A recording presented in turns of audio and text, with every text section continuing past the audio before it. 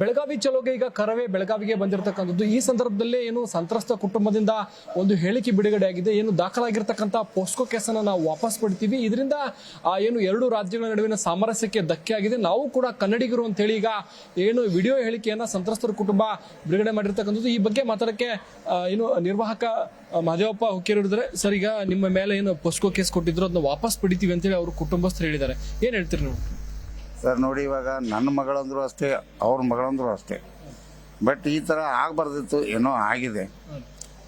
But ಏನದಲ್ಲ, ಅದೊಂದು ಅಚಾನಕ ದುರ್ದೈವ.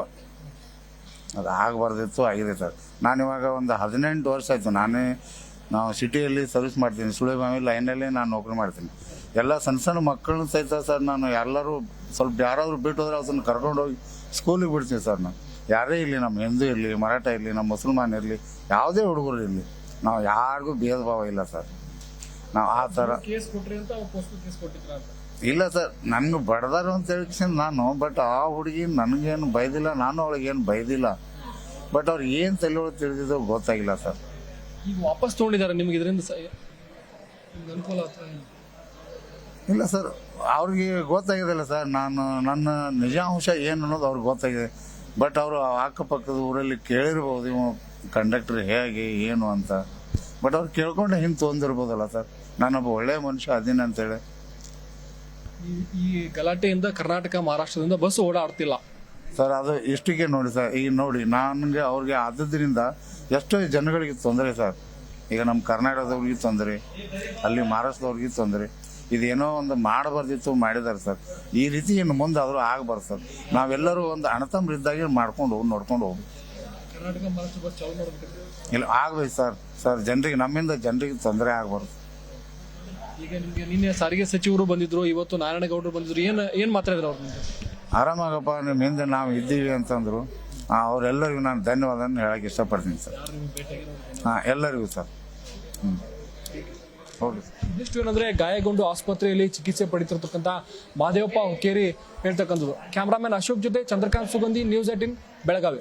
ಬೆಳಗಾವಿ ಚಲೋಗೆ ಈಗ ಕರವೇ ಬೆಳಗಾವಿಗೆ ಬಂದಿರತಕ್ಕಂಥದ್ದು. ಈ ಸಂದರ್ಭದಲ್ಲೇ ಏನು ಸಂತ್ರಸ್ತ ಕುಟುಂಬದಿಂದ ಒಂದು ಹೇಳಿಕೆ ಬಿಡುಗಡೆ ಆಗಿದೆ. ಏನು ದಾಖಲಾಗಿರ್ತಕ್ಕಂಥ ಪೋಸ್ಕೋ ಕೇಸನ್ನು ನಾವು ವಾಪಸ್ ಪಡ್ತೀವಿ, ಇದರಿಂದ ಏನು ಎರಡು ರಾಜ್ಯಗಳ ನಡುವಿನ ಸಾಮರಸ್ಯಕ್ಕೆ ಧಕ್ಕೆ ಆಗಿದೆ, ನಾವು ಕೂಡ ಕನ್ನಡಿಗರು ಅಂತ ಹೇಳಿ ಈಗ ಏನು ವಿಡಿಯೋ ಹೇಳಿಕೆಯನ್ನ ಸಂತ್ರಸ್ತರ ಕುಟುಂಬ ಬಿಡುಗಡೆ ಮಾಡಿರ್ತಕ್ಕಂಥದ್ದು. ಈ ಬಗ್ಗೆ ಮಾತಾಡಕ್ಕೆ ಏನು ನಿರ್ವಾಹಕ ಮಹದೇವಪ್ಪ ಹುಕ್ಕೇರಿ ಇದ್ದಾರೆ. ಸರ್, ಈಗ ನಿಮ್ಮ ಮೇಲೆ ಏನು ಪೋಸ್ಕೋ ಕೇಸ್ ಕೊಟ್ಟಿದ್ರು ಅದನ್ನ ವಾಪಸ್ ಪಡಿತೀವಿ ಅಂತೇಳಿ ಅವ್ರ ಕುಟುಂಬಸ್ಥರು ಹೇಳಿದ್ದಾರೆ, ಏನ್ ಹೇಳ್ತೀರಿ ನೀವು?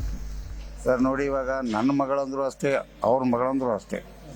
ಬಟ್ ಈ ಥರ ಆಗಬಾರ್ದಿತ್ತು, ಏನೋ ಆಗಿದೆ. ಬಟ್ ಏನದಲ್ಲ, ಅದೊಂದು ಅಚಾನಕ ದುರ್ದೈವ. ಅದು ಆಗಬಾರ್ದಿತ್ತು, ಆಗಿದೆ ಸರ್.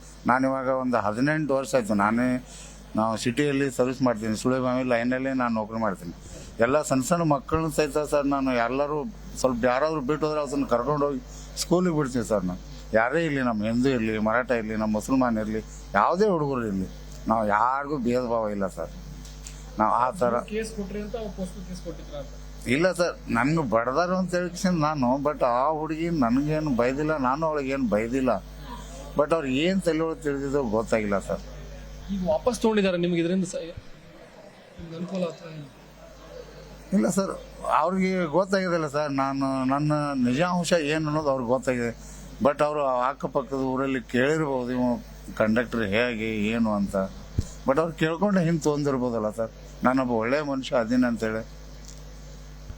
ಈ ಗಲಾಟೆಯಿಂದ ಕರ್ನಾಟಕ ಮಹಾರಾಷ್ಟ್ರದಿಂದ ಬಸ್ ಓಡಾಡ್ತಿಲ್ಲ ಸರ್. ಅದು ಇಷ್ಟಿಗೆ ನೋಡಿ ಸರ್, ಈಗ ನೋಡಿ ನನಗೆ ಅವ್ರಿಗೆ ಆದದ್ರಿಂದ ಎಷ್ಟೋ ಜನಗಳಿಗೆ ತೊಂದರೆ ಸರ್. ಈಗ ನಮ್ಮ ಕರ್ನಾಟಕದವ್ರಿಗೆ ತೊಂದರೆ, ಅಲ್ಲಿ ಮಹಾರಾಷ್ಟ್ರದವ್ರಿಗೆ ತೊಂದರೆ. ಇದೇನೋ ಒಂದು ಮಾಡಬಾರ್ದಿತ್ತು, ಮಾಡಿದ್ದಾರೆ ಸರ್. ಈ ರೀತಿ ಇನ್ನು ಮುಂದೆ ಆದರೂ ಆಗಬಾರ್ದು ಸರ್. ನಾವೆಲ್ಲರೂ ಒಂದು ಅಣ್ಣತಮ್ಮರಿದ್ದಾಗೆ ಮಾಡ್ಕೊಂಡು ನೋಡ್ಕೊಂಡು ಹೋಗ್ಬೇಕು. ಇಲ್ಲ, ಆಗ್ಬೇಕು ಸರ್. ಜನರಿಗೆ, ನಮ್ಮಿಂದ ಜನರಿಗೆ ತೊಂದರೆ ಆಗಬಾರ್ದು.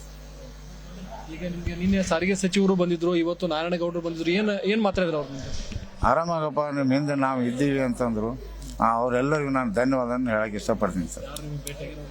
ಎಲ್ಲರಿಗೂ ಸರ್. ಇದಿಷ್ಟು ಏನಂದ್ರೆ ಗಾಯಗೊಂಡು ಆಸ್ಪತ್ರೆಯಲ್ಲಿ ಚಿಕಿತ್ಸೆ ಪಡಿತಿರ್ತಕ್ಕಂಥ ಮಹದೇವಪ್ಪ ಹುಕ್ಕೇರಿ ಹೇಳ್ತಕ್ಕಂಥದ್ದು. ಕ್ಯಾಮ್ರಾಮನ್ ಅಶೋಕ್ ಜೊತೆ ಚಂದ್ರಕಾಂತ್ ಸುಗಂಧಿ, ನ್ಯೂಸ್ 18 ಬೆಳಗಾವಿ.